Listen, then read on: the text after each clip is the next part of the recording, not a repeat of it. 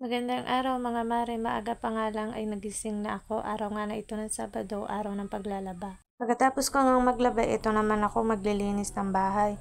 Bali konti lang naman ang nilaban ko ngayong araw kasi nung Lunes naglaba naman ako. 10 AM na nga ng umaga ito pero hindi pa rin matapos-tapos mga gawaing bahay ko. Naisipan ko ngang ibahin yung ayos ng mga gamit namin. Yung speaker namin na yan, magkapatong yan, nakatayo lang yan dyan sa gilid. Naisipan ko ngang ibaba para maayos man tingnan. Dahil talagang mga nanay, kapag wala tayong ginagawa, kung ano-ano na lang naiisipan natin gawin. Yung speaker na ampli namin, matagal na namin nabili yan, bihira lang namin gamitin yan.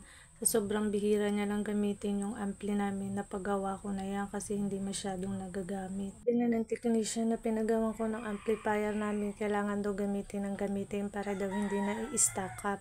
Malapit din kasi kami sa tabing dagat, kaya yung mga gamit dito sa amin ay mabilis lang mga lawang. Medyo masakit na nga ang likod ko ng mga oras na yan, pero dahil nanay tayo, bawal tayong magreklamo. Inayos ko lang din itong bulaklak na nabili ko sa Orange App. Magaan nga lang siya ng bulaklak, masagay mo lang siya ay nahuhulog siya agad. Pagkatapos ko nga maglaba, hindi ko tinapon yung mga tubig sa planggana, nilinisan ko nga itong divider namin. Nang medyo tuyo na nga siya, pinunasan ko na lang.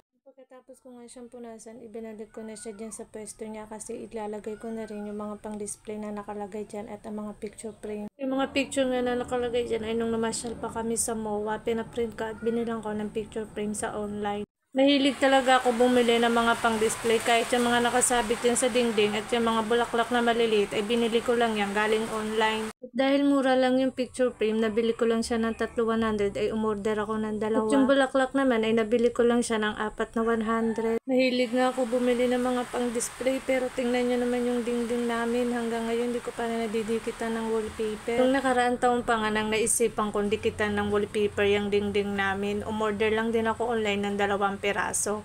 Kaso kinulang na nga siya kaya hindi na nalagyan yung nasa dingding namin na yan. Yung dingding namin ay antes na may mga pintura na yan, dilaw at puti.